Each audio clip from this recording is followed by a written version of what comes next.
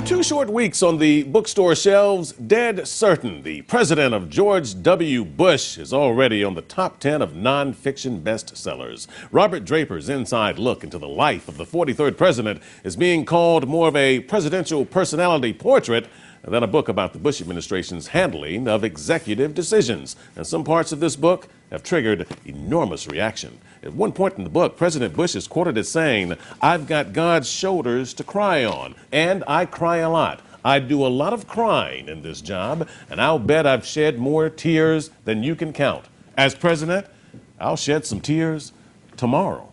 Now, there were also times in the book when the president seemed to need to justify his own actions. Here's another excerpt. "I made the decision to lead, and therefore there'll be times when you make those decisions. One, it makes you unpopular, and two, it makes people accuse you of unilateral arrogance. And that may be true. But the fundamental question is this: is the world better off as a result of your leadership?" Now, these types of statements run rampant throughout Draper's book, and that's why many of the politicos in Washington, D.C. have been speaking out about it already when it was released, including President Bush himself. Joining me now to talk more about this book and some of the controversy surrounding it is the author, Robert Draper. Mr. Draper, thanks for joining me today. It's my pleasure, Art. President Bush wanted you to write this book. Well, does he hate it now? I've got no idea. I've not spoken to the president, and the White House has been steadfast in its no comment, so I'm not certain on the subject. Take me back to the beginning. How were you chosen to do this? This was quite the assignment. Well, it was, but it wasn't an anointment, Art. It was my idea to do sort of an even-tempered, straightforward biography of this president, and I pretty much had the field to myself. There'd been hundreds of books literally written on the subject of the Bush administration, but they tended to be arguments for him or against him. They tended to be slices of the pie on Iraq or on 9/11 or on Bush's faith, but not anything purporting to cover the totality of his presidency. When I approached the White House about it, speaking to his counselor, Dan Bartlett, in January of 2005, Bartlett said, in terms of possible access to the president, don't count on it. And I basically spent 2 years going about my business, reporting this book, basically operating under the assumption that the president would not talk to me.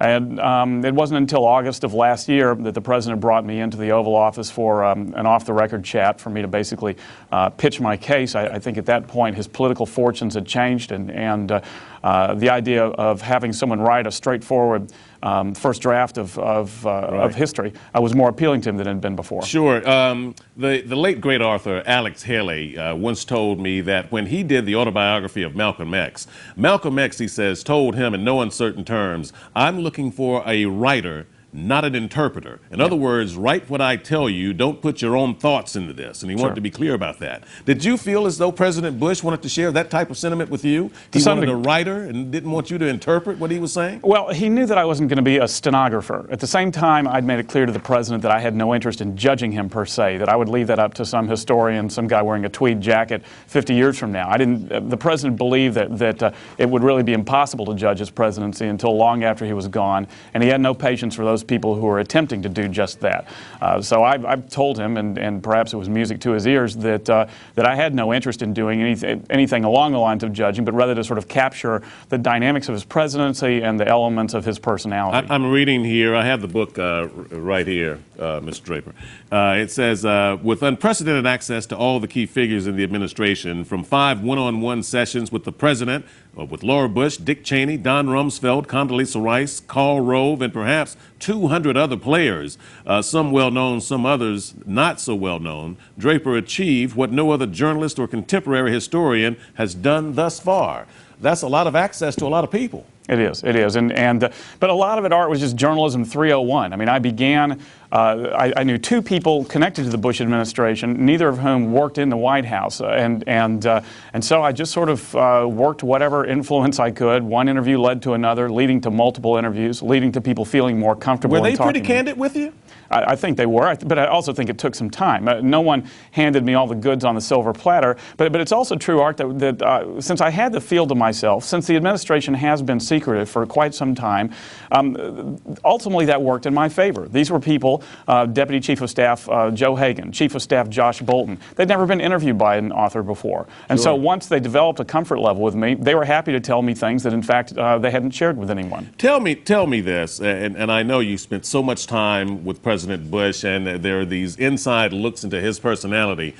What surprised you the most when you were there taking these notes and in this intimate setting with the president? What surprised you the most about him? Yeah, he's a fairly, he can be a very emotionally honest person, and you referenced earlier about him talking about crying a lot, and it's interesting because he postures himself as this macho Texan, but also will freely talk about how he cries. There's this on the one hand, he can be very sort of snippy, he can be reflective, he can be funny, he can be generous. The one act of this emotional tour de force that I saw over the 6 interviews that didn't transpire was anything along the lines of ruefulness. And it's not just, we've known, it's been seen before, that the president has some difficulty owning up to responsibility, to acknowledging mistakes that were made.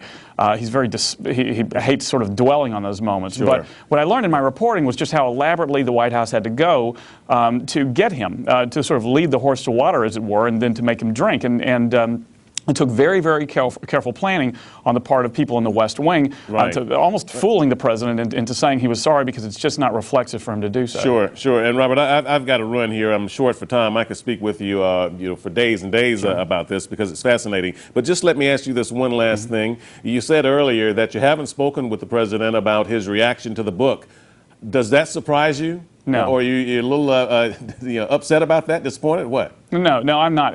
I think that the book became part of the news cycle right away, and it kind of knocked them off their message. I mean, I told the president I wasn't writing it for the news cycle, and that's true. But as you've mentioned, it's generated a fair amount of noise, and I don't think the White House was altogether anticipating that. I think it's put them back on their heels, and so I think it's only when the dust settles that they and the president in particular will appraise it. Well, sure, I appreciate that, and if he does contact you, I sure would love to have you back to get that reaction from you. But for now, we'll leave it there. I'll let you know. Thanks, Art. All right, Robert Draper, thank you very much. He's the author of the bestseller, Dead Certain, The Presidency of George W. Bush. By the way, as always, we love your feedback on these matters. What do you think of Draper's book? If you've read it or not, what you've heard so far, is Dead Certain, Dead On, or Dead Wrong? Email me at cn8.tv and then click the icon for Art Fennell Reports, and we'll try to get your comments on air.